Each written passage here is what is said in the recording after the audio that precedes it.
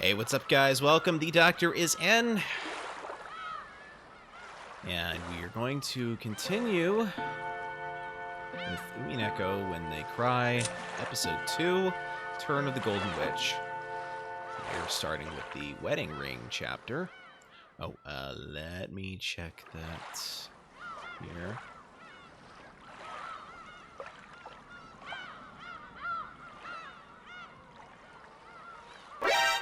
Alright, sound alerts are good to go. So I'm going to hydrate for just a little bit here before we get started.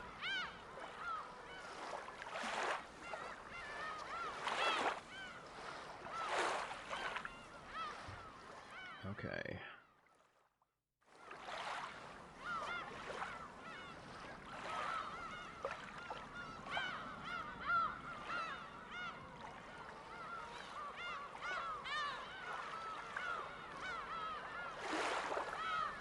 Alright, give me just a moment and then I will get started here.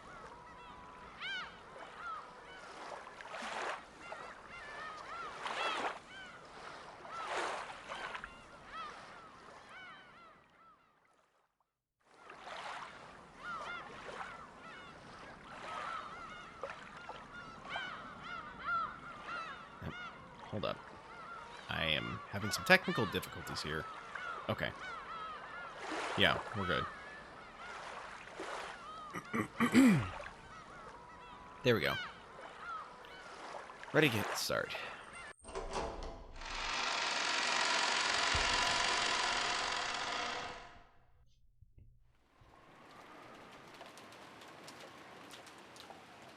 Ah, crud. I don't know who the narrator is for this. I'm going to assume it's Battler. No. It's not Battler because he's not using Uncle Hideyoshi. So, Hideyoshi's claim that advertising doubled the taste was apparently right. After being chased out to the guest house, the kids and Najo had gathered in the cousin's room and were eating the cake that Kumasawa had brought for dessert. It was both wonderful and high class, topped with lavish amounts of cream and decorated deliciously with fruits. But delicious as it was, it didn't taste quite as good for some reason. Without Goda-san selling it, it isn't nearly as good. And if we ask Kumasawa-san to sell it, she'd just say it's made of mackerel. Who? Really? You can make cake from mackerel? Oh, absolutely. And as you can see with this very cake, if you mix all the squeezed juice of mackerel with flour and eggs before cooking, it comes out all fluffy. That'd be incredible if true. Maybe mackerel cake will show up on the new menu at one of Father's restaurants. After all, mackerel's full of nutrients and sounds healthy. Might get really popular with women and the elderly. But I'm not gonna get anywhere near it. Girls won't eat something that weird. Yeah, even the elderly would wish to decline. But it's delicious, you know. Kumasawa was really cheering up the mood with her classic mackerel jokes. But the sound of the downpouring rain kept turning their attention towards the mystery guest. In the end, they showered Maria with questions again, since she was the only person here to have met Beatrice.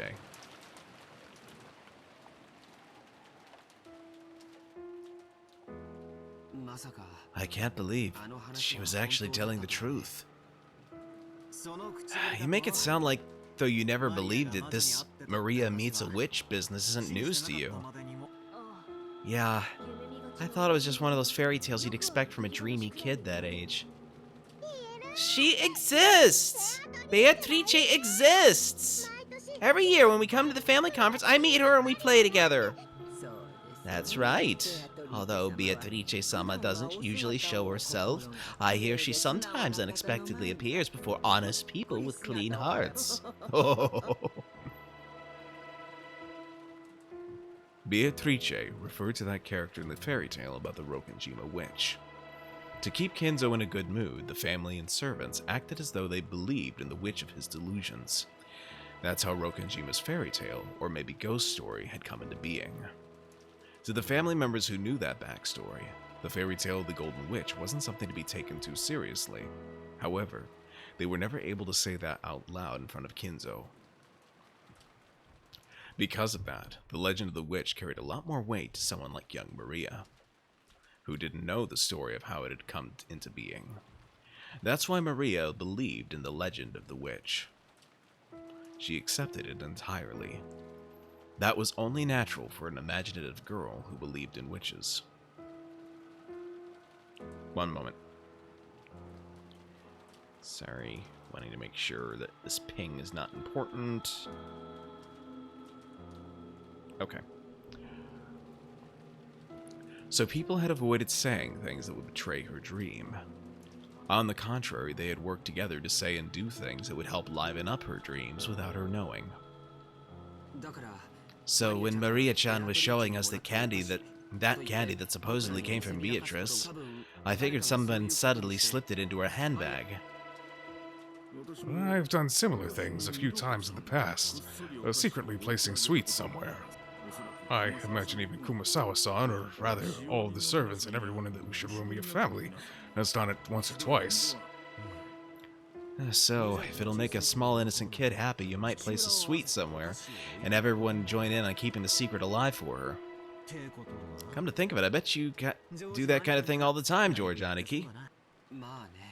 Who knows?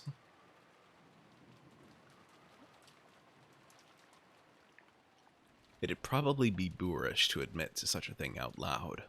George admitted it while being extremely wary that Maria didn't find out. In other words, it's kind of like Santa Claus. To protect a kid's dreams, the parents plot together and lie, setting presents at the bedside of a child fast asleep. After all, you want to protect a kid's dreams, right?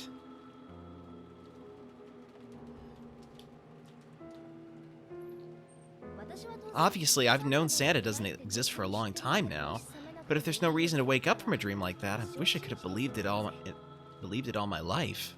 Because adults know that the world is filled with terrible things, they all at least want to protect the pure dreams of a child. Ooh! Hold on.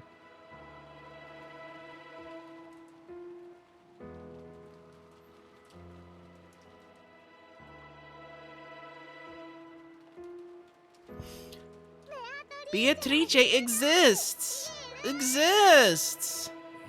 Yes, she does. Beatrice-sama does exist, right? Some time ago when I was drying mackerel to make some black tea, suddenly... Well, it basically goes something like that. Supposedly, at least. So, simply put, this was supposed to be a witch that no one but Maria believed in. I wouldn't phrase it quite like that. The point isn't that we didn't believe. We were all trying to give her a chance to believe. So this is not about betraying a child's innocence. But Santa doesn't exist in reality. If you don't want kids to be all disappointed when they learn the truth, you'd be better off not showing them that dream in the first place. Is the fact that I think like this proof that I'm still a long way from becoming a full adult? The true nature of the Rokenjima witch was finally starting to take shape in Battler's mind. However, the current situation overrode this understanding, and in fact, it completely overturned its very premise. So, we thought we knew what was going on, but now Beatrice-sama the witch has actually appeared in reality? Is that it?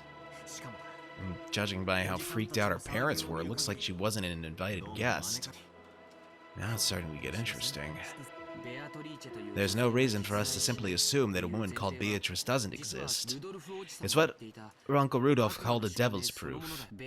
None of us knew that a woman calling herself Beatrice existed. But that's not the same as proving that Beatrice doesn't exist. Dr. Nanjo, you've been friends with Grandfather for a long time, right?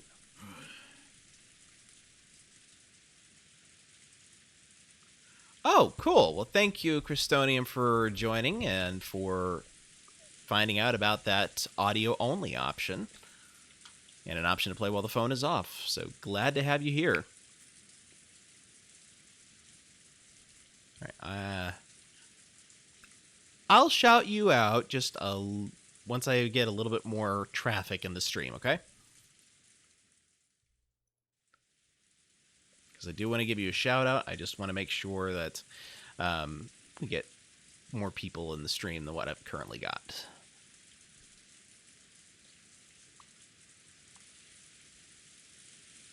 At one point during the family conference, I was questioned quite thoroughly by Kraus-san and the others. Oh, yeah. Yeah, that lag was awful. So, they're having a patch done, but I still think I'm going to go ahead and stream Death Stranding on Sunday. Maybe play Horizon again the following week. Possibly alternate until one of them's done. We'll see. They wanted to know if long ago Kinzo-san might have had a mistress called Beatrice and an illegitimate child with her. I get it. Our parents have their heads full with the inheritance problem. So, of course, if the daughter of a mistress like that showed up, it'd be troublesome for them. Kraus-san and the rest probably asked Genji-san about it first. However, Genji-san is an aide who's sworn loyalty to Kinzo-san and is probably a friend more trusted by Kinzo-san than myself. I doubt he told them anything.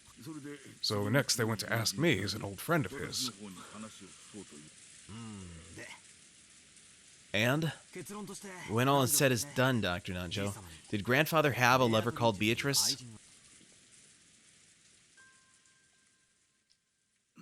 He did. No, I have never met her. However, I have heard from Kinzo-san that he had a relationship with a woman like that. He said she passed away a very long time ago. She's dead. So, did the two of them have a kid? That I do not know.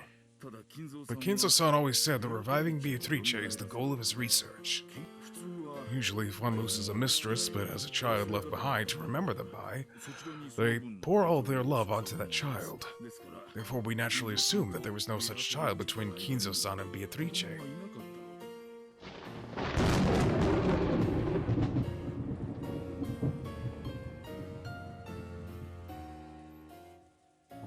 Huh? So, that leaves us with another devil's proof.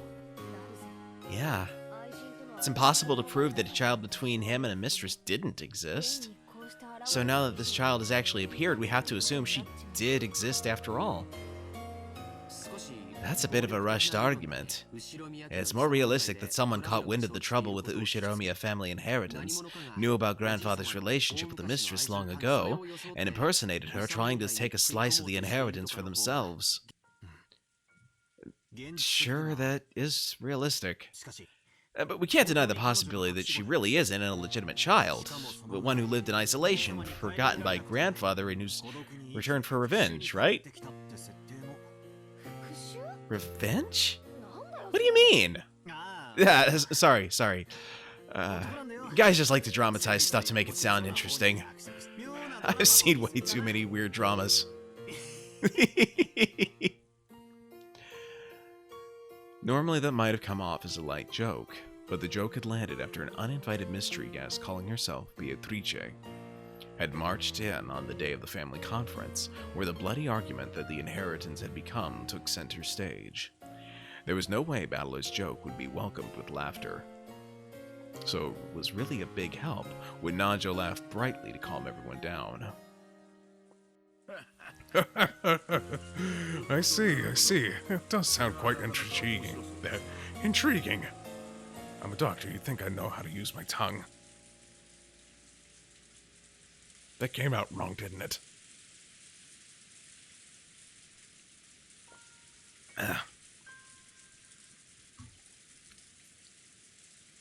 I would love to read a novel with a plot like that. Well, I don't think it could actually work. After all, right now on this island, there's 1, 2, 3... full 18 people, right? Yeah, if anyone tries to do something weird, they'll immediately get caught. And thanks to the typhoon, they can't even leave the island. In other words, if you try to commit some crazy crime, you'd be screwed. I agree. In a dead end without any way to escape, and in a situation where everyone's really suspicious of her, I seriously doubt she could pull off a terrifying revenge drama like that. Probably not.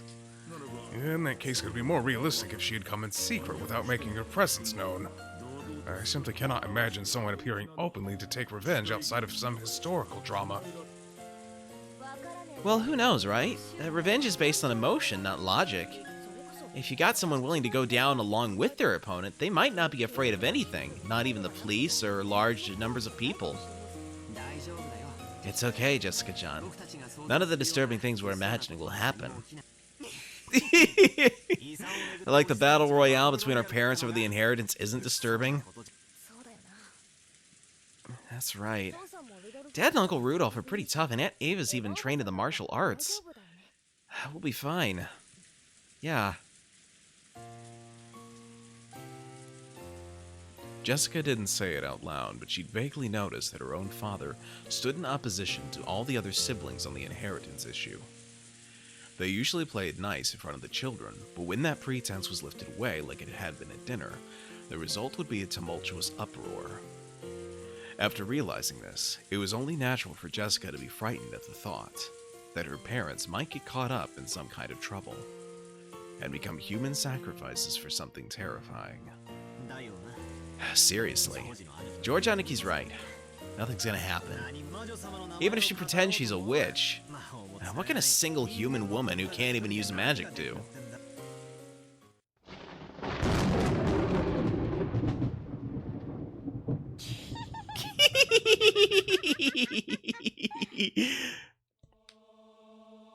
The sudden creepy laugh made all of them jump, and when they realized the strange laugh was coming from Maria, they were shocked again. I see. So that's how you see it, Battler. What is? Hey, Wild Talon. Thank you for joining. Glad to have you here. Alright, and let's go ahead and get that shout out to Christonium going now that I know that there's someone else here.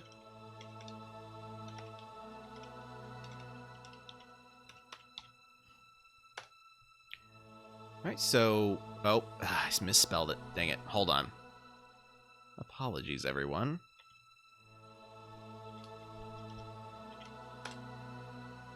There we go. So yeah, Christonium has been playing a lot of Monster Hunter Rise lately.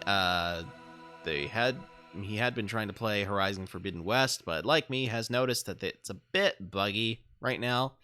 So he's holding off on that. But go check him out. He is not yet affiliate, so he can use your support. Hope you'll check him out.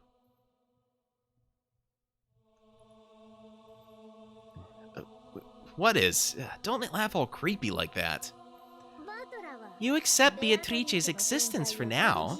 At least you accept her as the 19th person and a guest. But that's all, right? You don't accept that the 19th person, Beatrice, is a witch, right? Dang it. That is bad acting on my part. Hold on. Let me hydrate a bit.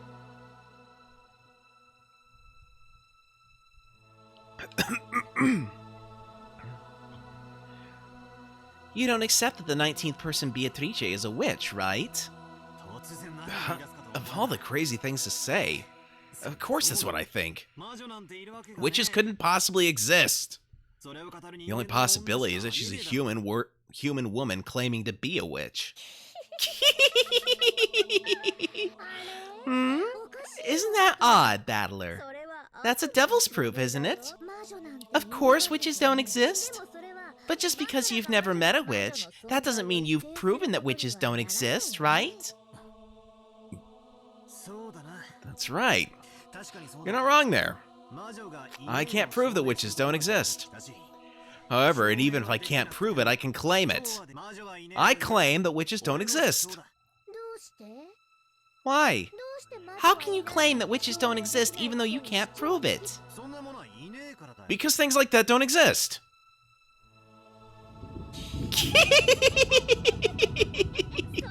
So that's QED? You finished your proof without any evidence or basis. Now there's a typical case of the ignorant willfully ignoring the shallowness of their own knowledge. My goodness, why does she not have this vocabulary when she's in not creepy mode? A reckless suspension of thought.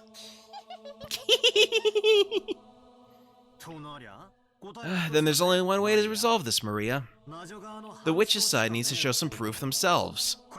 It's a devil's proof again. If you bring me a devil, we can end this right now. In this case, we can just get this woman calling herself Beatrice to display some wonderful, magnificent magic like the twinkling stars. All she has to do is show us something that's impossible for humans. Right? Come now, you two. Please, settle down. Kumasawa noticed that the atmosphere between them was getting worse and tried to calm them. It seemed as though Battler quickly realized that he wasn't acting like an adult. But Maria's expression didn't loosen. As she laughed creepily, she kept staring at Battler. You quit it too, Maria. Let's get back in a good mood, okay?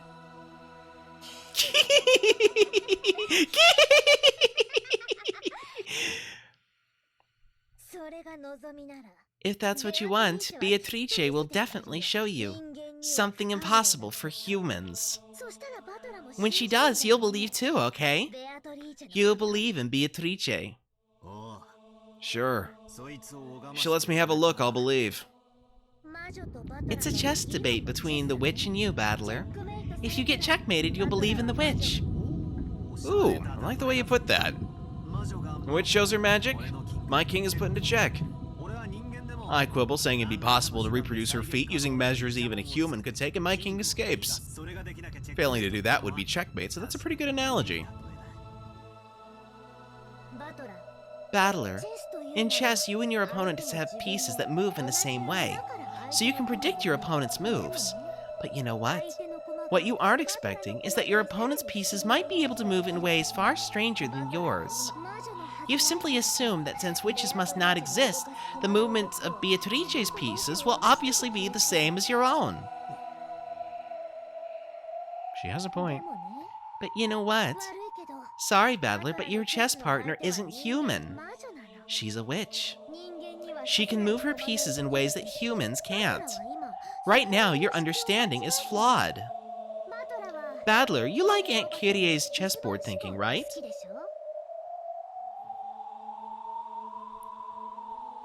Yeah, I like that style of thinking, where you stand in your opponent's shoes.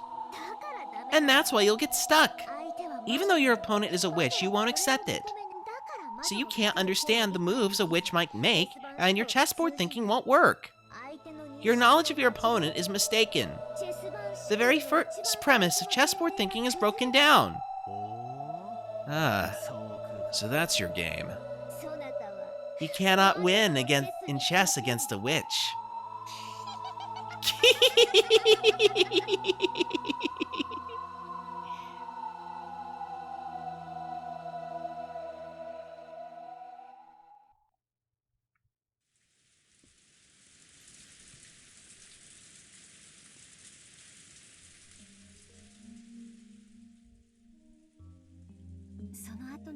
I don't know what happened after that.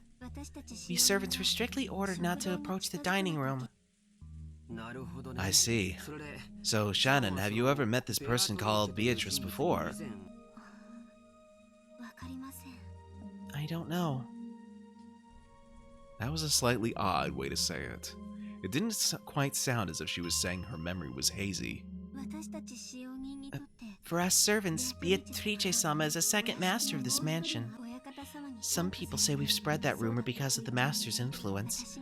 But even when I just started working here, the story of Beatrice-sama was already being whispered of. I've heard about it before.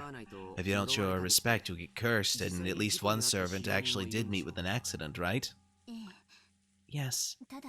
But it's true that some people believe more than others.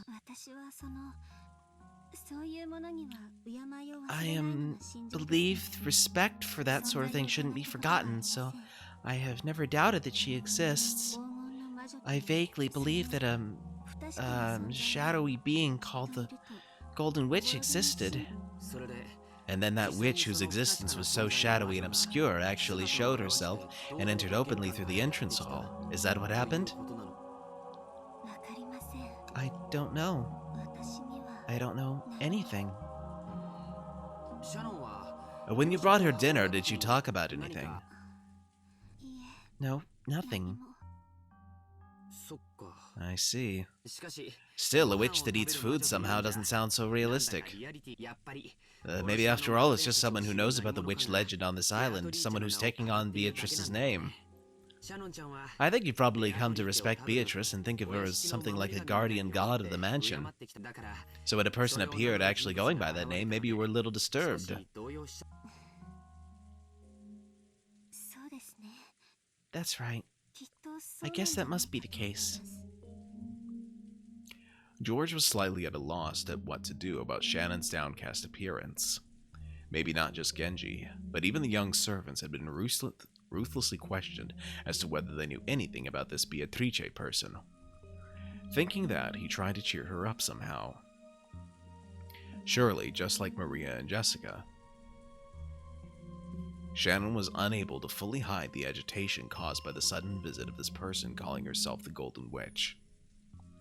He'd been so sure that was the case, but George probably had no way of looking into Shannon's heart. Shannon was bitter and sad. The door to the Golden Land would be opened. The witch had definitely told her that. That meant the demise of everything. Even if she accepted the ring from George, they would never be married now. No, in the first place, did furniture like her even have the right to be married? Even if the witch hadn't come to signal their demise, wasn't their relationship fated to fail sooner or later? Had she turned her gaze to focus solely on those fun days spent with George while purposefully closing her eyes to the sad reality?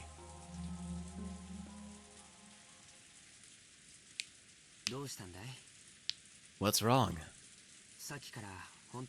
You really haven't looked well for a while now. George-san, what does it mean to be engaged? Yeah, it means making a promise to marry. But I think in that sense it means the same thing as marriage. To be honest, I want to take you home as my wife right away. But right now I'm in the middle of training and I'm still a long way from having the capacity to create my own castle.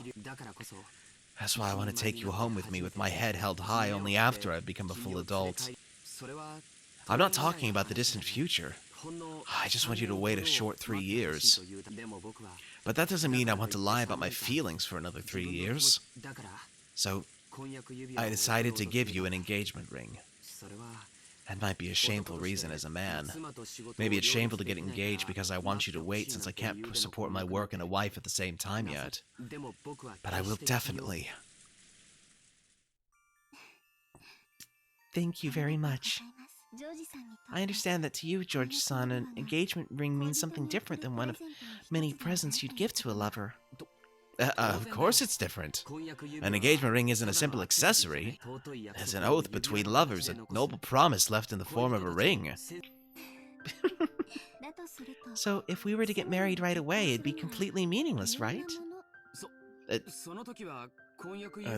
it wouldn't be an engagement ring. I'd give it to you as a wedding ring.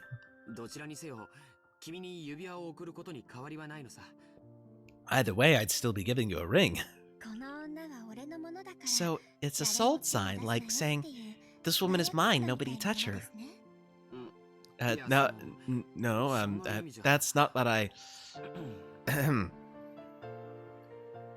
George knew that he was weak by nature. When he'd been captivated by Shannon and had sworn to become an excellent man, he had also sworn to throw away that weak part of himself. So even if he had to be blunt about it, he chose to answer a little roughly. He was sure that doing so would bolster and reassure Shannon.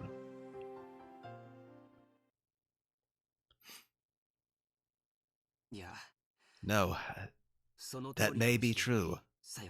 Sayo, I'll make you my wife. I won't give you to anyone else.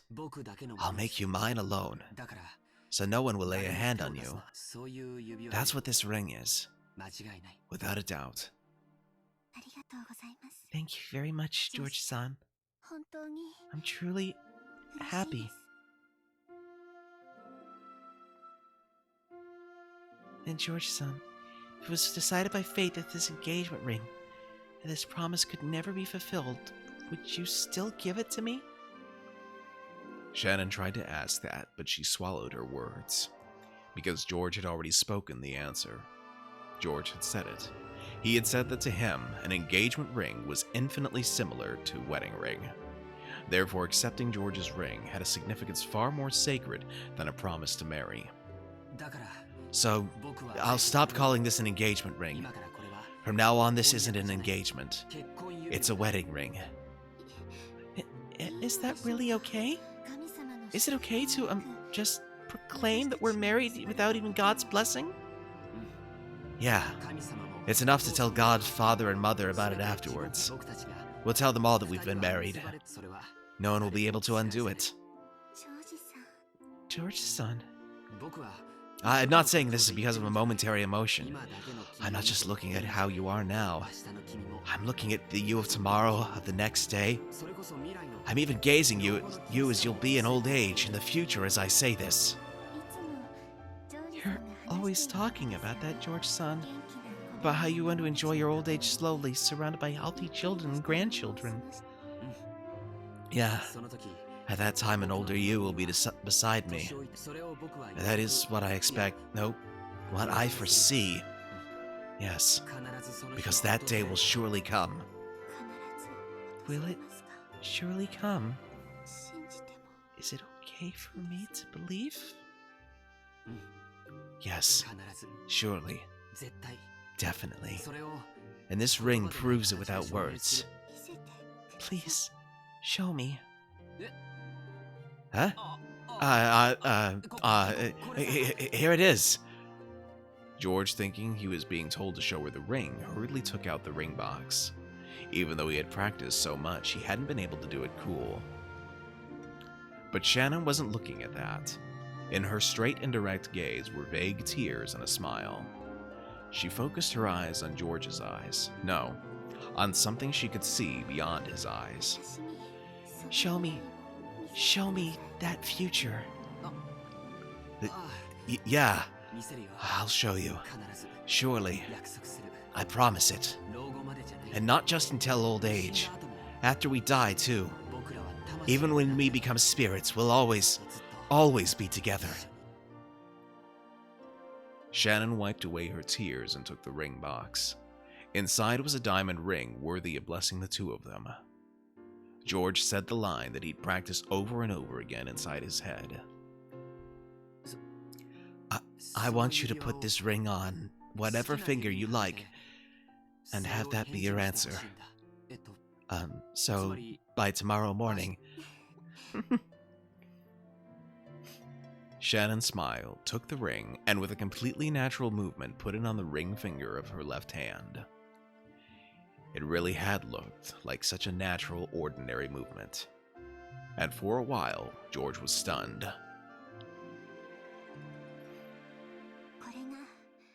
This is my answer, George-san. Shannon. No, Sayo. Even if we become spirits, we'll always be together, George-san. There was no blessing from God, no pastor to witness, nothing. But the two who were married proclaimed it. Two souls were joined here today.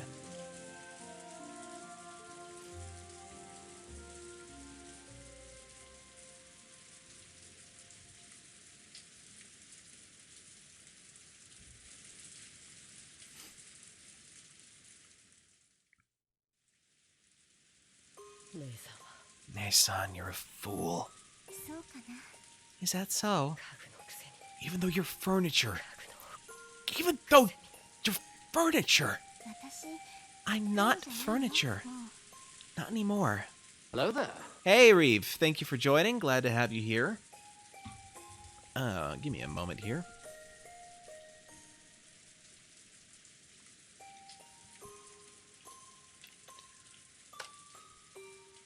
Alright, guys, check out Reeve. He is last playing Metroid Other M. May God forgive him. I'm teasing. But yeah, he does a lot of different Nintendo games on his channel. One he finished up recently was Banjo-Kazooie. He just started Other M. He's also been playing some Pokemon in the past as well, so go check him out. Is her being furniture a continuous gag? It's... I don't know that I could call it a gag, really. It's just kind of what she and Shannon... Well, no, not she and Shannon. Sorry. It's what Shannon and Canon refer to themselves as. Although, Canon kind of seems to believe that he's furniture more than Shannon does. If that makes sense.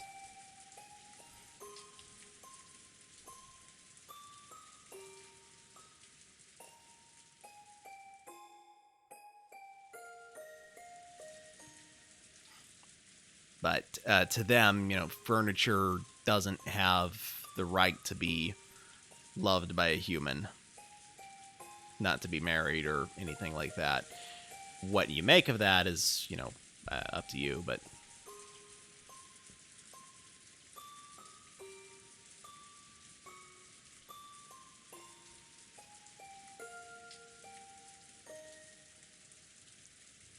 Actually, I believe Genji also has referred to himself as furniture, so... Okay, where was I?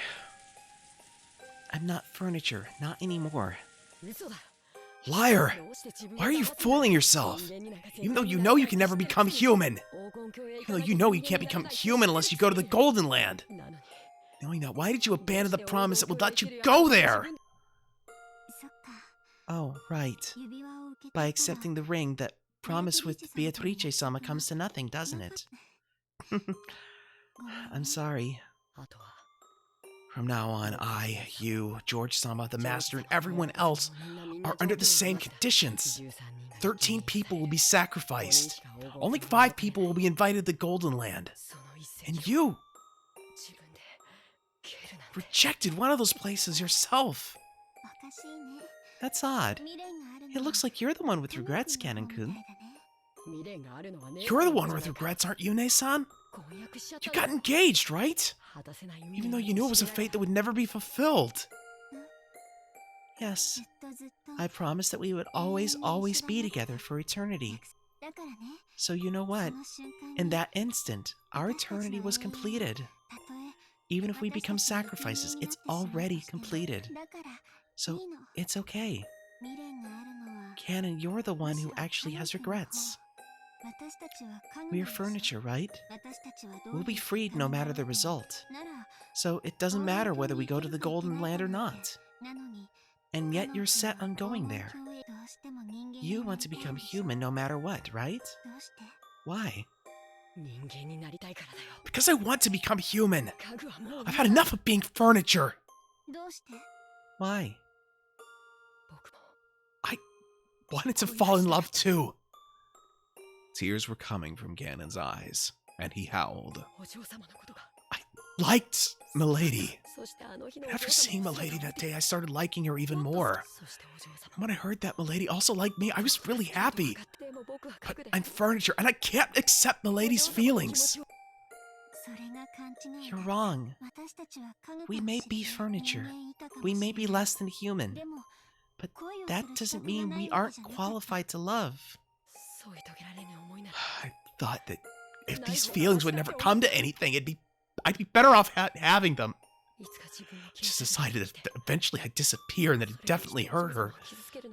No, that's wrong. I was just frightened. I was just afraid, thinking that any love that couldn't be eternal was best avoided. Even though their lives last only a few weeks, cicadas fall in love and then vanish. But you'll never find a cicada that refused to fall in love simply because it'd end in a few weeks.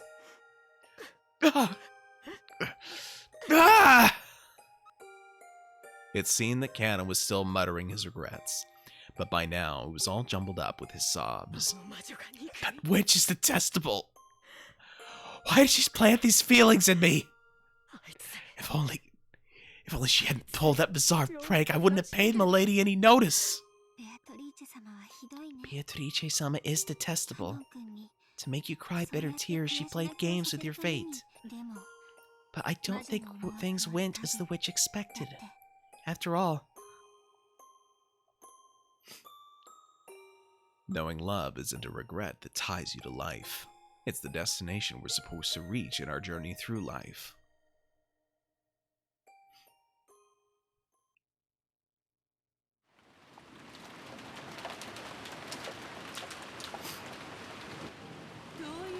Well now, Canon, that promise you worked so hard for has now come to nothing.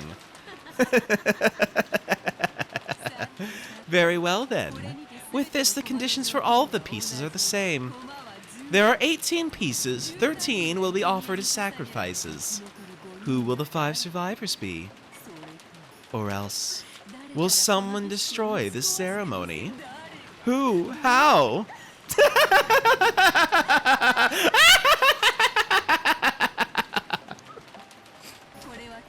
This isn't a chess problem. It's a game on an equal footing. I won't be cornering you one-sidedly. You'll be able to frantically escape my advances and force a tie, an invalid match. At any rate, I doubt you can manage more than repeating that over and over. And it probably won't be that difficult for you. However, this invalid match will continue forever until it eventually wears down your mind and kills it. That is when you'll accept your defeat and surrender to me. There's a reason I said it was a game on equal footing. That's because rules for my loss have also been established. There's nothing as boring as a game you can't lose, right? She has a point. As for how to defeat me, that would be the epitaph that stands as an offering to my portrait. It's both the way to open the doors of the Golden Land and the key to destroying my ceremony.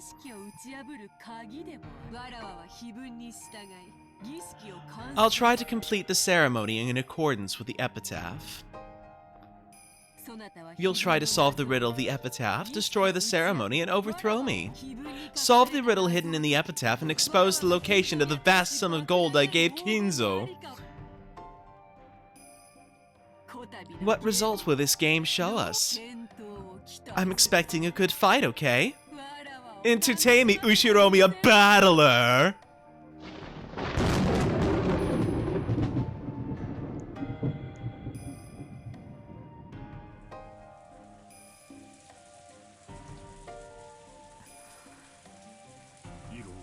I have no objections.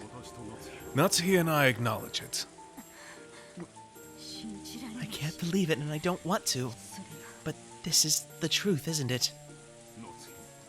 Natsuhi, choose your words more carefully. She's his family's most honored guest. I also acknowledge it. Can't argue back. Yes, I acknowledge it. I have absolutely no complaints. I can't believe you actually. You have my honest respect. Me too. Incredible. I genuinely respect you. So I have to acknowledge it. I acknowledge it too. I still can't believe it. Still, what can I do? You've proven devils. It's your victory. The devil's proof was a convenient excuse you liked using to handle unprovable matters, but now it's become your mortal enemy, has it not? Don't torture me, mighty witch. I've already acknowledged you. I resign. Kyrie, do you still have objections? I must have everyone in agreement. If you alone will not acknowledge my existence... As the witch laughed boldly, the siblings started getting frantic. They were afraid of displeasing the witch. Kyrie lightly closed her eyes, and after keeping silent for a while, opened her mouth. My apologies. I resign. Only Kyrie had faced the witch with stern eyes until the end. However, this had only resulted in her refusing to accept the truth for a short time. The truth, the being that was before her eyes, couldn't be denied.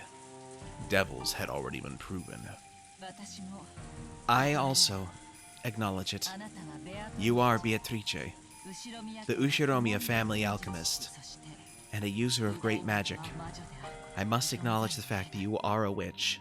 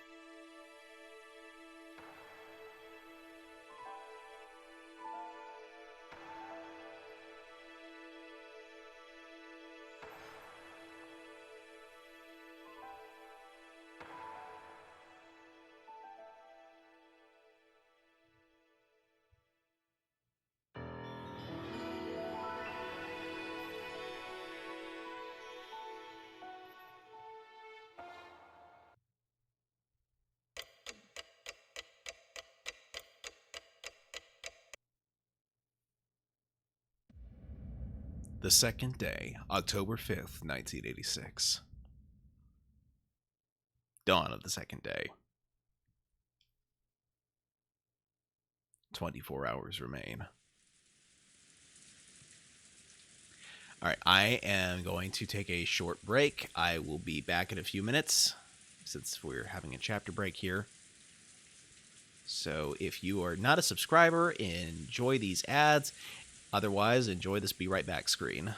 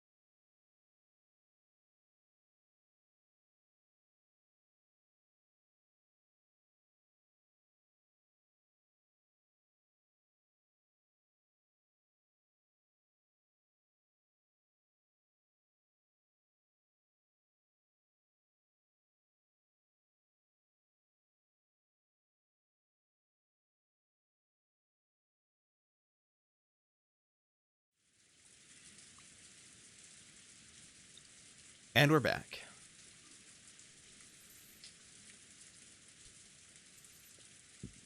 Excuse me.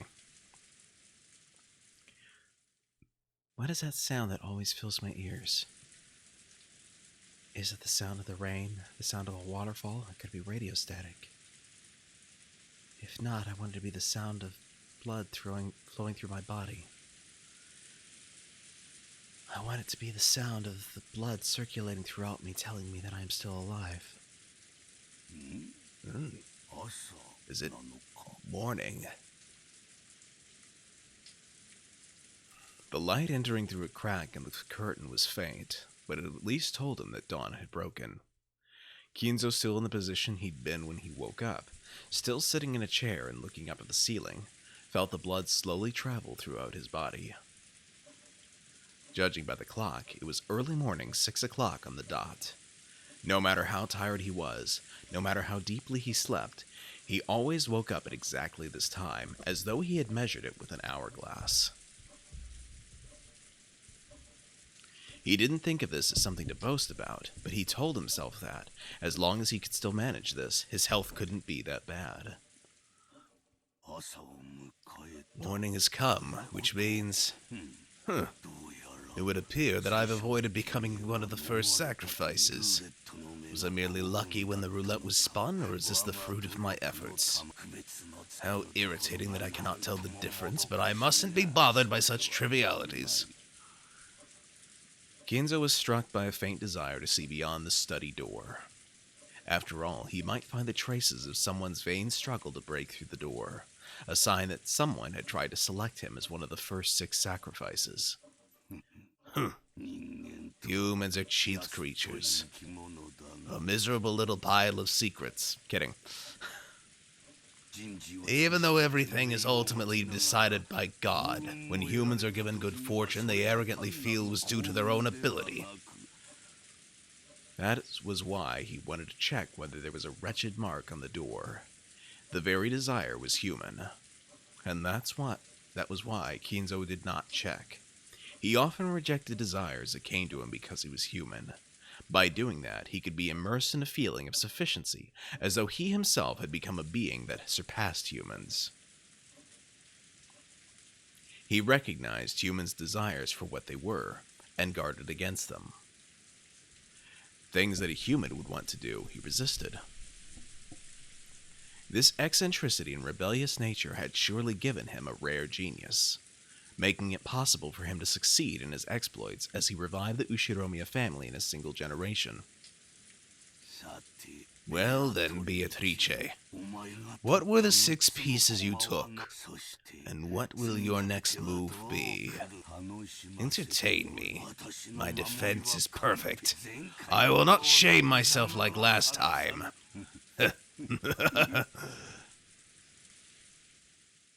Like last time? What does he mean by last time?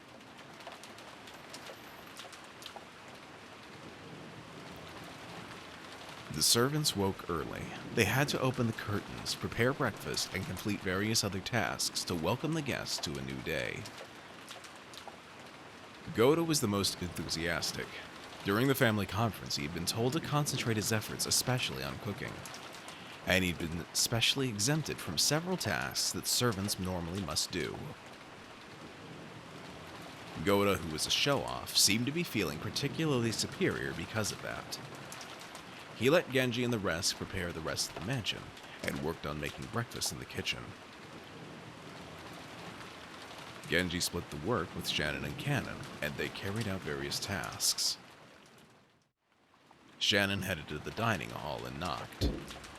Last year, the family conference had continued into the early hours of the morning. It wouldn't have been odd if this year's conference had done the same. Considering the possibility that they were still having discussion inside, she knocked. But there was no response, so she opened the door and said good morning.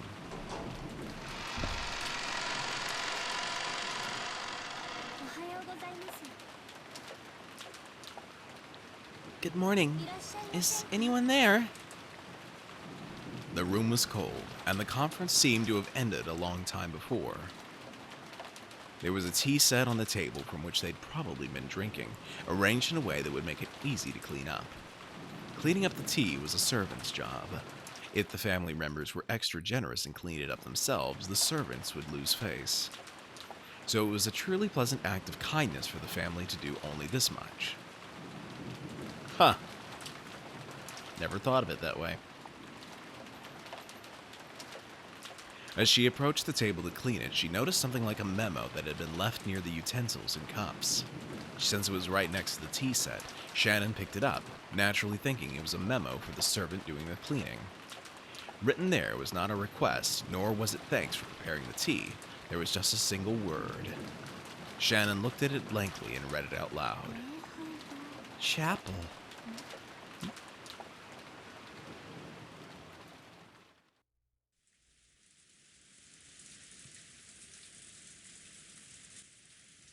A small sound kept repeating over and over. Normally that sound would have been too trivial to be worth caring about. If only I could stop hearing it soon, I could go back to sleep. If only I could stop hearing it soon, I could go back to sleep right away, she thought vaguely. But no matter how much time passed, the sound did not end. It repeated over and over. Ah, shut up. Who is it? Banging on the door this whole time. As soon as she realized that, she woke up.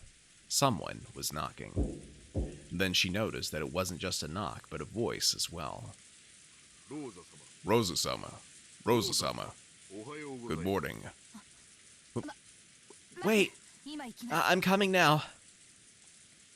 It had been Genji's voice. Looking at the clock, it wasn't even 7 o'clock yet. It was clearly too early to wake the guests. Did something happen that was bad enough to cause this? She felt her sleepiness increasingly fade thanks to the premonition of misfortune. Though Genji was a servant, Rosa had known him since her childhood days, so even though she was slightly defenseless in her pajamas, she opened the door a crack and answered.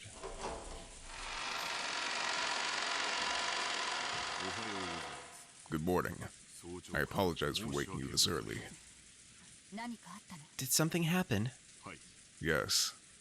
Actually, at the chapel. Genji whispered something into Rosa's ear. For a second, it seemed Rosa couldn't understand what she'd been told. After having repeated it several times, she realized that apparently something strange had happened. Rosa closed her door for a second, changed her clothes quickly, and followed Genji towards the mansion.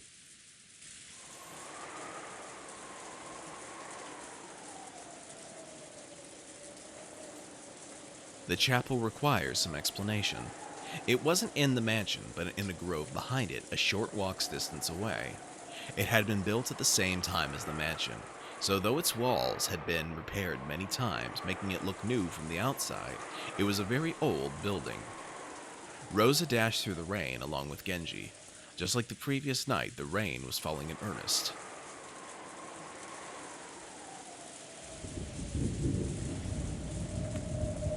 Eventually, the chapel came into sight from beyond a thin grove. Just looking at it from the outside, it seemed a place of dazzling beauty, where a pair of young lovers might once get married. However, Kinzo apparently viewed it as a very sacred place, so Rosa and her siblings had been given strict instructions not to approach it unnecessarily. Even though they were all grown up now, approaching the chapel for any reason would still make them feel guilty, and also afraid, as if their father might get angry and hit them in the face. So that's where Rosa got it. Got it.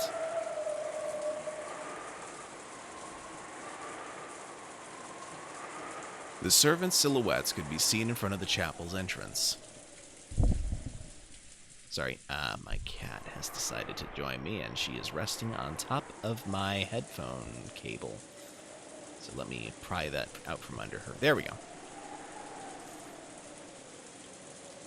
Goda, Shannon, and Cannon, which meant that all of the servants on the morning shift had gathered. A short while ago, Genji had spoken to Rosa, telling her what the situation was. However, without laying eyes on it directly, she definitely hadn't been able to understand. It was probably the same for all of the servants gathered here as well. Without seeing it with their own eyes, they wouldn't have been able to understand what was going on.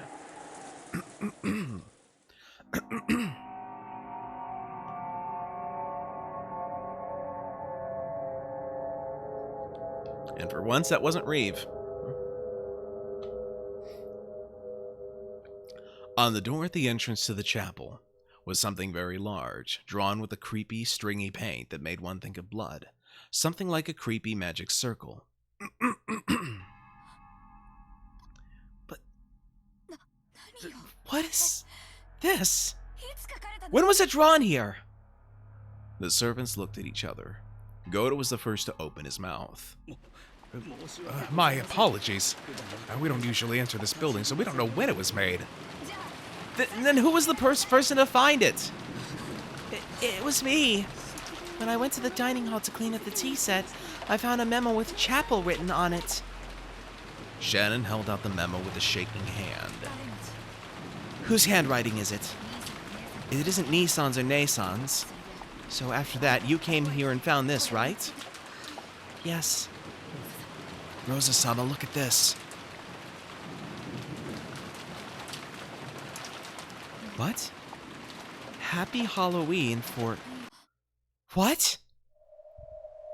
Cannon pointed at a single line of English written below the creepy magic circle. Until it had been pointed out to her, she'd thought it was just another part of the magic circle. There, the following words were written in English. Happy Halloween for Maria. Happy Halloween for Maria. This creepy magic circle was for Maria. Happy Halloween. Yesterday, only one person had said Happy Halloween to Maria. The key phrase matched. It was the Golden Witch, Beatrice.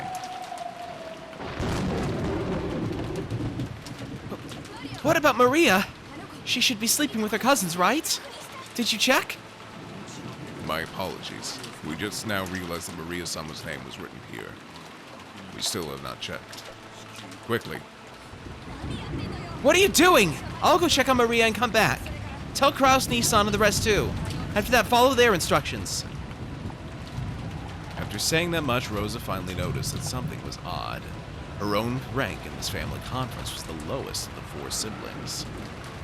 Why had she been the only one called during an abnormal situation like this when the other siblings hadn't been? Even if Maria's name had popped up. Could it be? Huh? What? Yes. Well, we tried to contact Kraus-sama, but we couldn't find him. And Madame was not in her room. Judging by the condition of the sheet, she might not have returned to her bed at all last night. Rosa felt something creepy crawling slowly up her back. Did you check inside the chapel? No, not yet. We tried, but... Actually, the lock to the chapel is special, so the master key will not work. There is a single key that can open it, but that key is missing from the key box.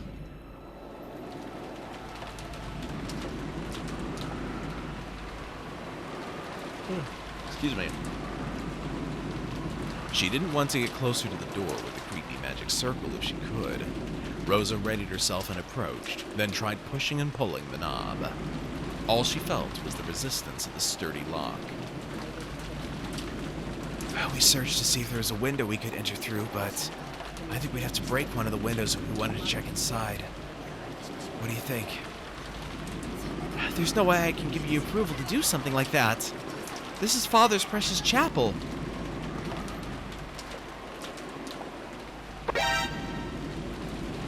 Thank you, Reeve. At that time, the events of the previous day swirled around in the back of Rosa's mind. That's right. When I met that witch in the rose garden, didn't she hand Maria an envelope? Yeah, there's no mistake, she did hand it over. When Maria tried to open it, the witch told her not to do it yet, and then she surely said, "The time to open that will come soon." Rosa was sure there could be no mistake. The envelope Maria had received was...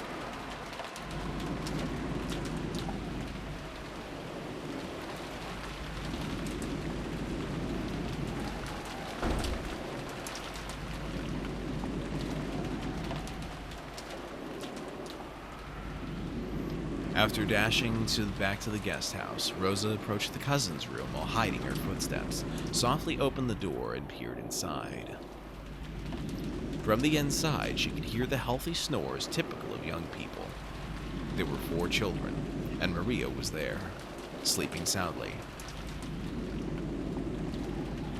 After breathing a sigh of relief, she entered the room with quiet footsteps. She was after Maria's handbag, which was resting on the sofa.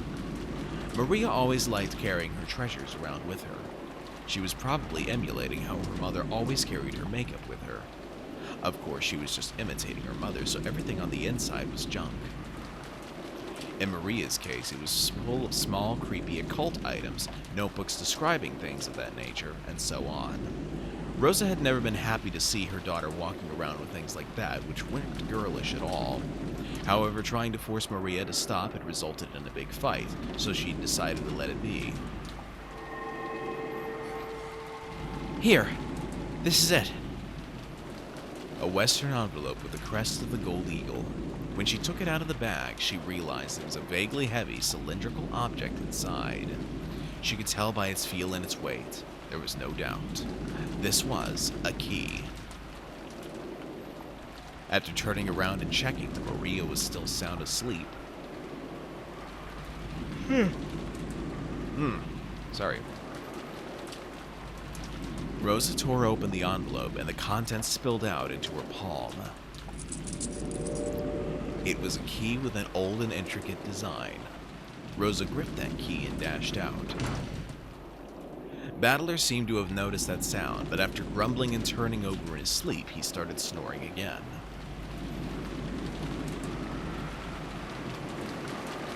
Genji-san, could this key be the key to the chapel? Where did you... Yes, this is the key to the chapel. Rosa approached the creepy magic circle once again and put the key in the keyhole. There was a strong resistance.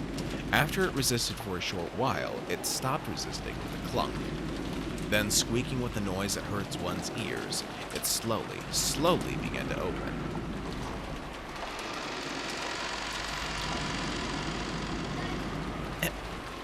Is anyone there? Her voice reverberated throughout the massive room. Of course, there was no answer. The chapel had a high ceiling, and the air was cold. And even on this rainy, unsettling day, it felt sacred for some reason. The servants timidly followed after Rosa. Rosa-sama, look at that. Canon noticed it immediately and pointed. Over there was the altar. In the place that would normally have a pastor preaching of God's love, there was a table that shouldn't have been there. At first, it looked like a dining table. There were actually gorgeous plates and utensils placed there, making it look like a child's birthday party or something. Upon closer inspection, the surrounding area had been decorated with pumpkins and black and orange ribbons. They were probably Halloween decorations. And there were people seated at the table. 3 people on each side, facing each other, seated in chairs. They could be recognized at a glance. Kraus and his wife, Ava and her husband, and Rudolph and his wife. But if you wanted to be sure, you'd still have to go even closer and check. Because they seemed almost like dolls. Rosa and the rest had opened the door, entered all at once with the sound of many footsteps, and called out, asking if anyone was there. And yet, there had been no reaction. Even if Rosa and the rest assumed they were being ignored, you'd still expect there to be some kind of reaction. And there hadn't even been that. So at first, it felt like someone had set down some dolls that greatly resembled those people. By now, it wasn't just Rosa. Shannon and Cannon, and even Goda. They were all fighting frantically with a creepy emotion that grasped their hearts. Son? Nei-san? As she walked towards the altar, she called out again, but there was still no reaction. Yes, by now Rosa was sure of it. She was sure these weren't dolls, but the people themselves. This is... They grew close enough to see clearly what lay on the table. It still looked like an adorable banquet, reminiscent of a child's birthday party. Plates piled up with sweets, cute pitchers with drinks, all kinds of pumpkin-shaped ornaments. They were all decorated in a Halloween style, and while this probably wasn't the time to be thinking it, Maria would surely have been delighted to see all this.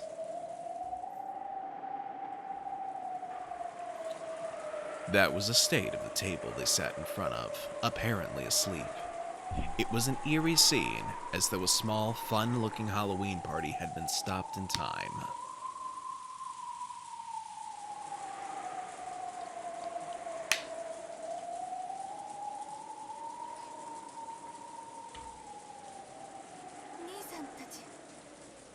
They're all sleeping?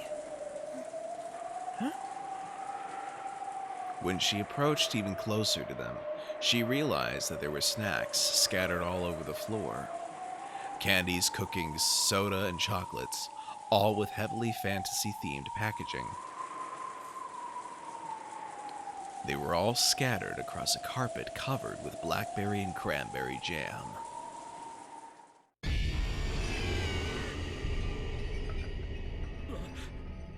Ah! Rosa and the rest finally realized what the situation was. It was a Halloween party. A banquet for those not of this world. Kraus, Natsuhi, Ava, Hideyoshi, Rudolph, and Kyrie were seated in chairs, apparently asleep, but all dead. How could you tell that they were dead and not simply sleeping? That was because they'd been vertically sliced open from their chests to their stomachs. Kurao-sama! How cruel. The 6 of them had sat down at a Halloween party before having their stomachs split open, killing them. Then the jam covering the floor must be what overflowed from their stomachs once they'd stuffed themselves completely, right? No. The contents of their stomachs had been scattered all over the floor. And that wasn't all. Out of their stomachs, it was almost as though they'd poured out. As though snacks had overflowed from there.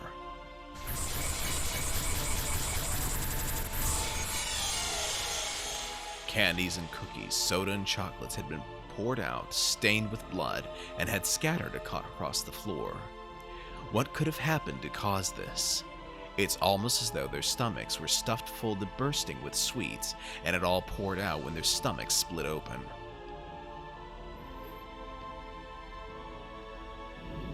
Rosa remembered a certain shocking meal, a turkey that had been served at her own birthday.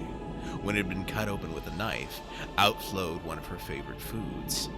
But since she hadn't been told what was inside, the deep, deep red ketchup omelet rice poured out like bloody maggots. Pulsing, dripping, slimy, pulpy, squelching. The trauma of her youth was revived. Rosa felt a monster raging inside her stomach as the acid started to rise. Unable to hold back, she threw it all up on the floor. Her empty stomach had been nothing but stomach acid. The scene in front of her was no fun Halloween party now. The 3 couples were enshrined right there, their stomachs vertically wrenched open with the so many snacks had been stuffed in there, pulpy, squishy. Blood and guts and sweets were overflowing onto the floor. Blood-stained, sticky, sloppy, pulpy sweet snacks that made your fingers stick together. Gummy. But stained with entrails, sloppy, pulpy. What was that I stepped on just now? That didn't feel like a candy or cookie or soda or chocolate. I'm scared. What did I step on? I can't even look at the bottom of my foot. What a gruesome Halloween party. From far away it looked truly beautiful, fantastical, and fun, but from up close it was horrible and disgusting, and yet somehow still beautiful.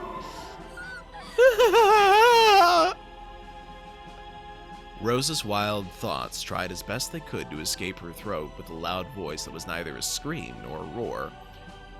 Or in this streamer's case, just kind of a mild whimper, because again, don't want the neighbors thinking I'm trying to call the police, thinking they need to call the police. On that note, putting the disclaimer in the chat again.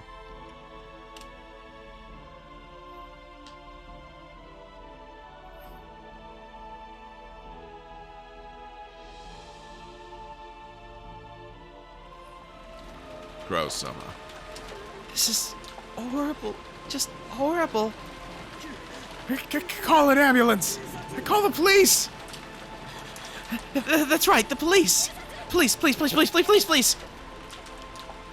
If words so tied to reality hadn't come out of Goda's mouth, Rosa and the rest would have probably found themselves unable to escape that nightmarish party even now. But it wasn't because they thought the police might be able to do something. If they didn't keep yelling out about the police, it felt as though another seat might be set up at this demon's party and given to them. Their own chests felt like they were expanding unpleasantly from the inside. Rumbling, churning, and it was surely because candy was about to overflow from their stomachs. Rosa, once again tortured by a desire to vomit, threw her stomach acid up on the floor.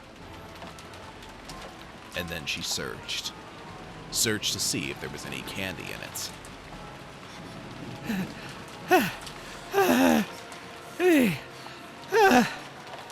Anyway. Rosa coughed violently again, forcefully spitting out the stomach acid that had been burning in her throat. She realized that by now her whole body had been covered in a filthy sweat. Genji-san, Shannon-chan, please contact Father and ask for instructions. Goda-san, go with Kanon-kun and call the police. Then have Dr. Nanjo come here. Why even bring Dr. Nacho here? It's a bit too late for medical care. The servants accepted their orders and dashed outside. After watching them leave, Rosa once again stared at her siblings, with whom she'd spent good times and bad, and their partners. Though there could be nothing more tragic than this scene, for some reason she was tempted to describe these fantastical deaths as beautiful.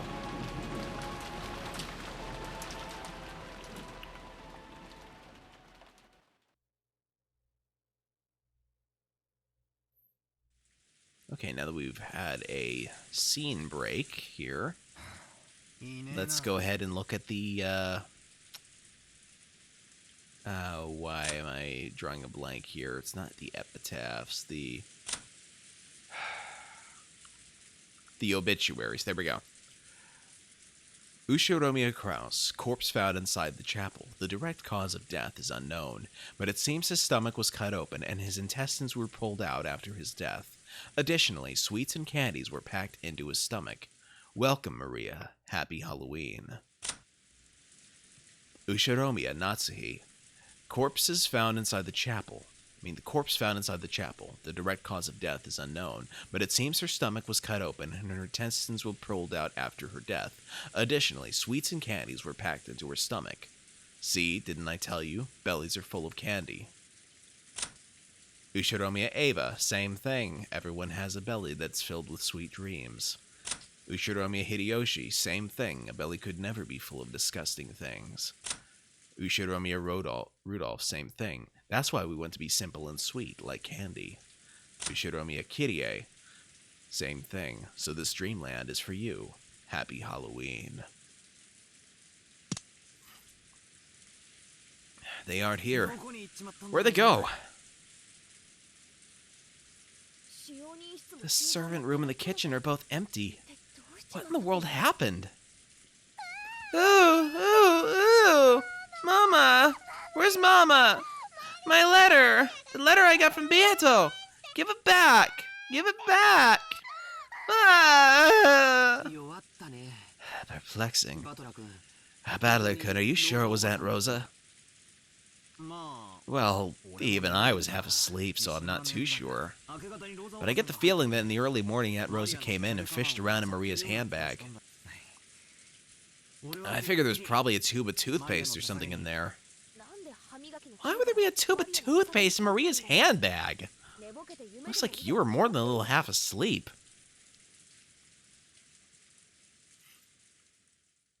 Battler vaguely remembered Rosa entering the cousin's room. Also, when Maria woke up before the rest of them, she started rampaging around, saying that someone had opened the envelope she'd been keeping safe. Putting two and two together, they figured out that Rosa had probably come and opened the envelope.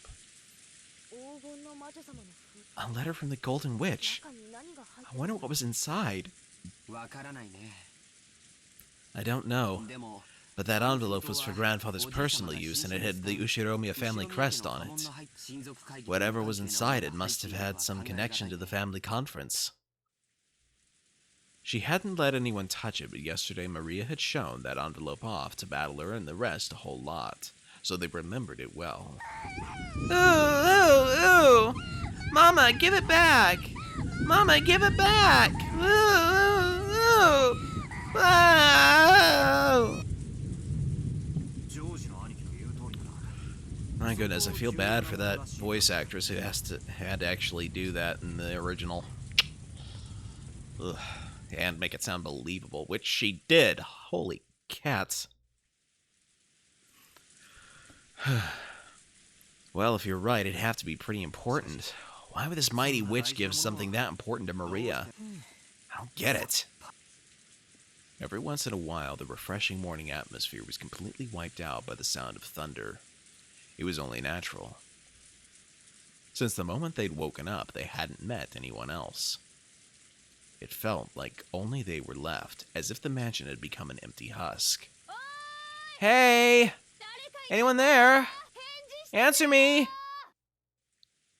Jessica called out into the hallway, and eventually an answer came back. It came from the entrance hall.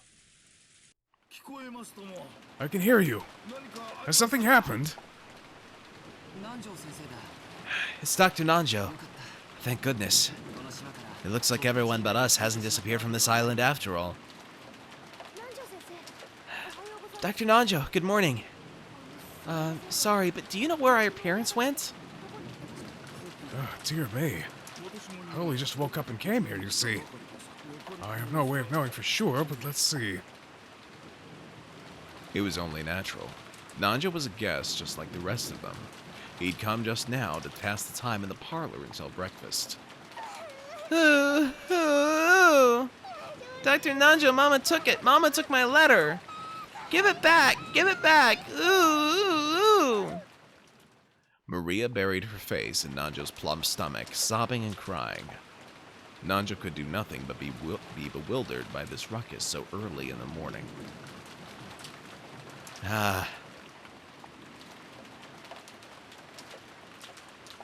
Hold up. Someone's running this way. Jessica! Someone's coming! From down the hall, they could sense people running hurriedly. They saw Goda and Cannon coming towards them. Normally it would be disgraceful for a servant to run inside the mansion, and yet Battler and the rest didn't even think to question that now. Maria's sobbing had become so unmanageable they wanted to ask someone, anyone, where Rosa was. But the two servants seemed to have bigger things on their mind than Jessica, who was waving at them. Goda flew into the servant room, and when Cannon noticed that Nanjo was there, he bowed and approached the doctor at a quick pace before whispering something into his ear. What did you say? Rosa-san did. Yes. I'll guide you, so please accompany me. Understood. This way. Without saying anything more than that, Cannon finally noticed Jessica and bowed to her, but he wasn't calm. He dashed back down the corridor by which he had come, followed by Nanjo. By looking at how hurried they were, Battler and the rest realized that yes, something bad really had happened. They saw Goda through the door to the servant room, which had been flung open. He was holding the receiver and violently pressing the hook. From that, they realized he was trying to call a hospital or the police. In any event, he was trying to call someone because a serious emergency had occurred. Let's have a look. Yeah. Mama, give it back! Give back my letter! It's an invitation to the Golden Land! They didn't know what, but something was happening. Battler and the rest chased after Canon and Nanjo. And then we realized Canon had called Dr. Nanjo, but he hadn't called us. So we shouldn't have gone with them. I wonder if Alice regretted her excess curiosity when she chased after the rabbit holding a clock.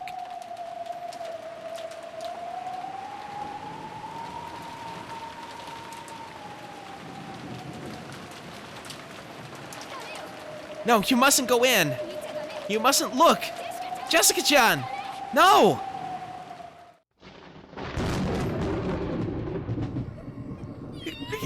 No! Mother! Father! What happened? What the hell is this? This goes way beyond bad taste. Isn't taking someone's life bad enough? What the hell is this? Going to all the trouble after they died of sitting them on chairs, slicing their stomachs and pulling their entrails out?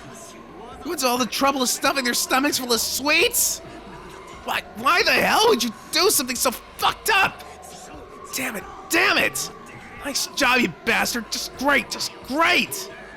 Ah! It would be best if everyone went outside. I certainly wouldn't want you all to see them like this. Nanjo told the children to go outside, but no one listened. Rosa-san, please tell them.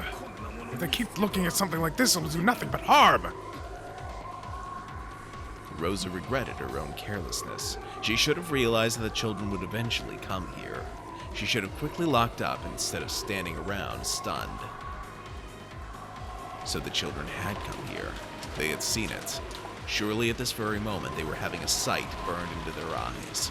It was far more grotesque than the shocking meal Rosa had witnessed in her youth. While she hugged Maria, who seemed to be too shocked to show any emotion at this gruesome scene. One moment. Checking something here. Okay. Rosa cried for them and their parents. The four groaning and crying voices, their sadness, continued to echo in a place that should have known God's love. You piece of crap! Again? Another one of these murders? And this time you made it all elaborate, killing them like it's a total joke! I was rather hoping you'd thank me, not cry out in grief. Thank you? Did you just say I thank you? I should thank you, old bitch? Damn it, if there's something wrong with your ears, I'll cut them both off so you can hear better. I should have to see that insane way of killing and say, oh, thank you very much, Beatrice-sama. I'll beat your brains out. In the last game, you lamented the fact that you couldn't see your parents' faces after they died, yes? So this time I left them. Didn't touch them. Take a good look, for without a doubt your father and the rest have been killed. Really? What a nice treat. I'm so fucking happy. I swore I'd plow your face after I choked the life out of you, but I take that back now. With our guts out instead. Don't give in to emotion. Don't stop thinking. My game has already begun, right? I decided to leave you neat and tidy corpses this time. Do you know why? When you denied my existence in the last game, you used this line of thinking. Their faces were crushed, so the identity of corpses can't be confirmed. Therefore, we can't eliminate the possibility that fake corpses were prepared to create an alibi. Unless that possibility is denied, a human culprit theory can still be built. What'd you say?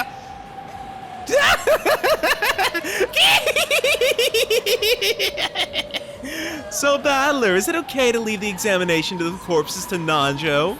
Isn't it traditional in mystery novels for the doctor who performs such examinations to be an accomplice? Then don't leave the examinations to him. Do it yourself. Make completely sure that without a doubt the 6 corpses are the 6 people they're supposed to be, that they really, really are dead, not just pretending. If you wish to confirm that your father and mother have been killed by having their stomachs cut open and their entrails pulled out, you'd better stick your hand inside their stomachs and feel around.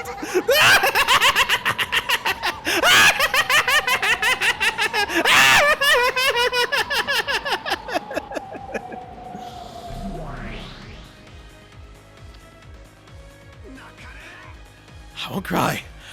Damn it, I won't cry. Battler suddenly yelled.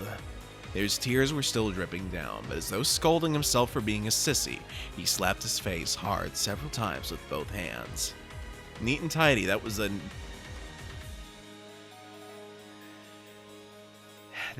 neat and tidy.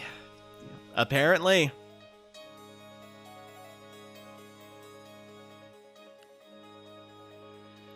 Even so, the tears still wouldn't stop.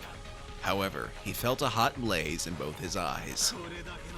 Whoever's responsible for this piece of work, I'll make them pay back their debt completely! So this isn't the time to cry.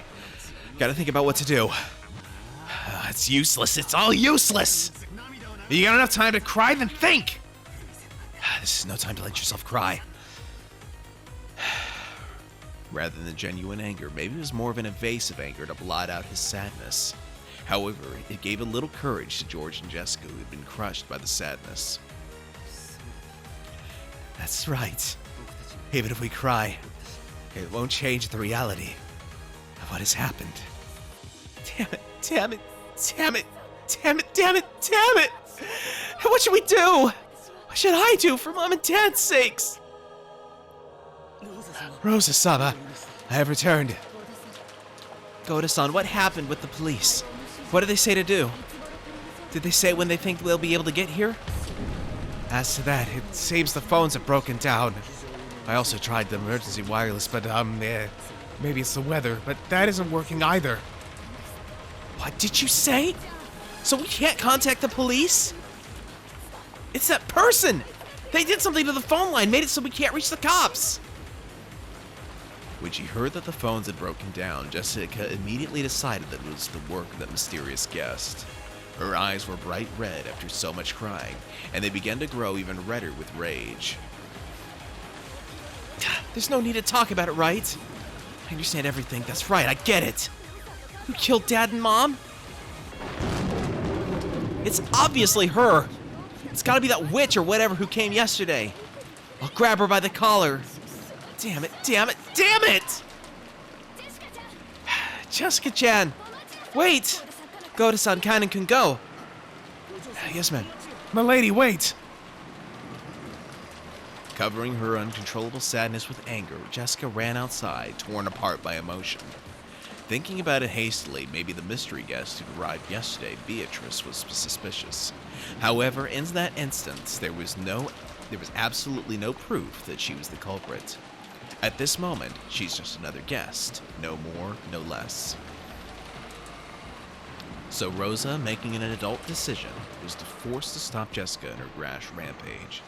Goda and Cannon picked up on this immediately and chased after her. Could the guest that no one invited, Beatrice, be the culprit? I understand how Jessica feels. Wish I could think that too. Doesn't matter who, I want someone to be the culprit so I can bash them right in the face. But before that, we need a clear understanding of what's going on. Who is this Beatrice? I haven't even seen her face. If you're looking for her face, it decorates the big portrait in the mansion. You still don't remember after looking at it for so long. Come on, Maria. What's so funny in a situation like this? Beatrice is a witch, and the ceremony to open the door to the Golden Land has finally begun. Those 6 people are sacrifices.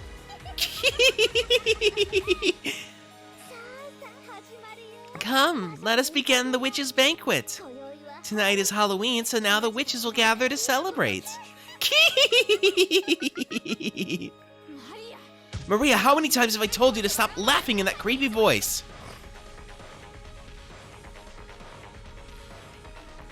The crisp sound of Rosa slapping Maria's cheek echoed throughout the high-ceilinged chapel.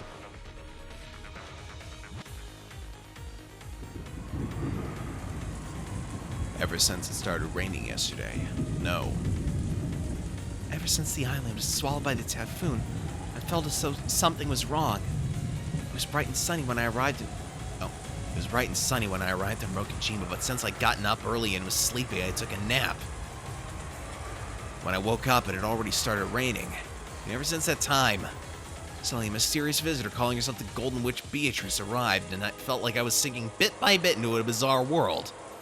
What the heck happened while I was napping? Am I supposed to believe that this island was sealed off inside a different world where common sense doesn't apply?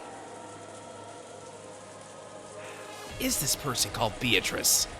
Some unknown person trying to involve themselves with the inheritance problem, just like our parents were freaking out about dinner last night? About at dinner like last night? Or is this the culprit? Or is the culprit this witch from the Legend of the Gold, just like Maria said? Even if we set Jessica's temper aside, given the circumstances, it's probably safe to say that this visitor person is the most suspicious. But we mustn't make up our minds based on that alone. Oh, it's useless, it's useless, it's all useless! Smack my face with both hands again, cooling off my brains before they overloaded. Even though it might have been a wasted effort. This is one of Grandfather's envelopes.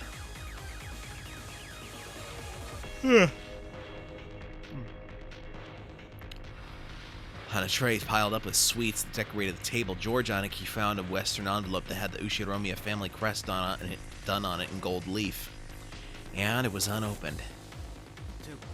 Which means it's probably meant for us, right? If it was something that Dad and the others read, it should be open. It seems their reasoning is correct. It's written right here. Someone wrote to those who remain. Is that a letter the culprit left? Excuse me. But what's inside? Aniki, let's open it. After nodding silently, George Aniki broke the seal. A folded letter came out. I'll read it. Welcome to Rokenjima, members of the Ushiromiya family. I am Beatrice, the alchemist for this family, employed by Kinzo-sama himself.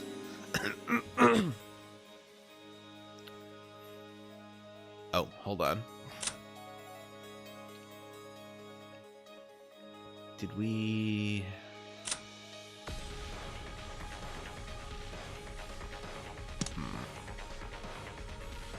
That letter really was a joke.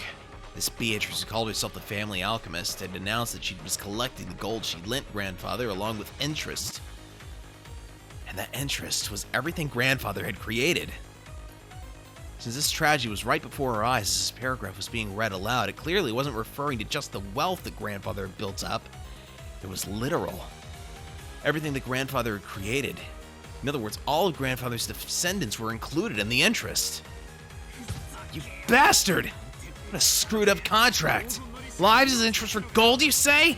It's almost like a contract with the devil, isn't it? You think that makes you look more like a witch? Don't make me laugh.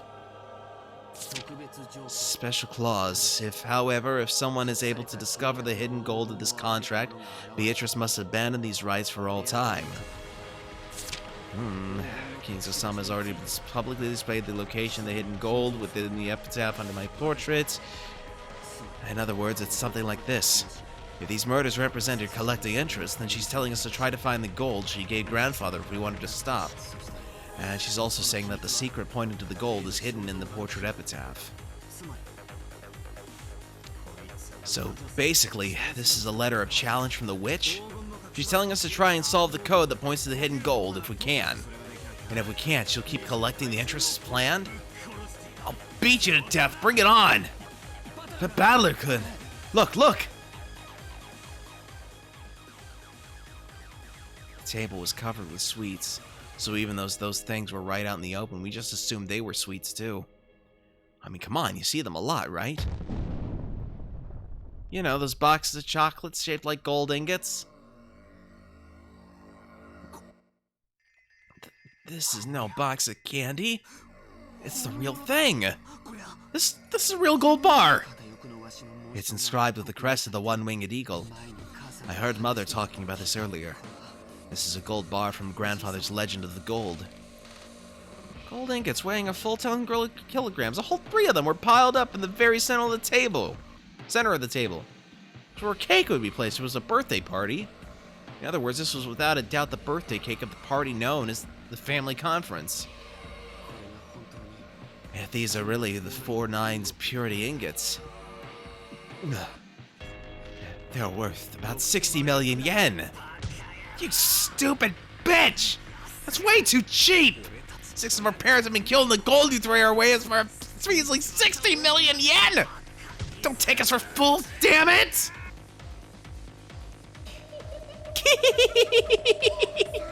So, it has begun, Beatrice. It's not like anyone can solve this riddle anyway, so Beato will definitely win. Quickly, open the door to the Golden Land and take me with you.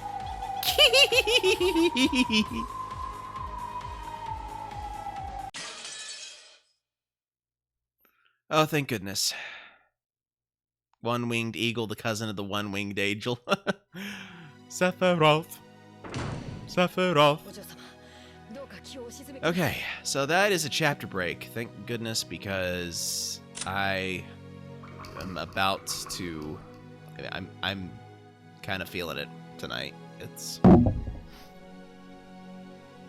I don't know. Today's been kind of more exhausting than usual for some reason, so... I am glad that this is ending where it is. I will not be streaming next Wednesday. I will be streaming on Sunday. But I have other plans on the 9th. I should hopefully be back to my regular schedule the following week. Anyway, let me see if there's anyone whom I can raid. Let's see here.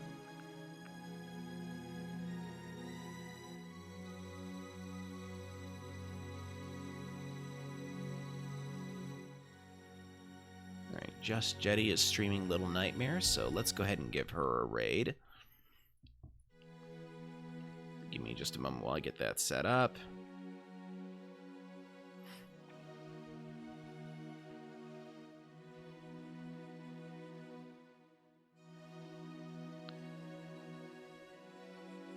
Okay. Yeah, thank you, Christonium. Appreciate it. And this is Dr. Novelle signing out for the evening. I hope you guys will join me again on Sunday, where I'll be streaming more of Death Stranding. We'll see when we get with Horizon Forbidden West's patches soon. But anyway, yeah, that's pretty much it. Enjoy the raid. This is Dr. Novelle signing out. You have a good one.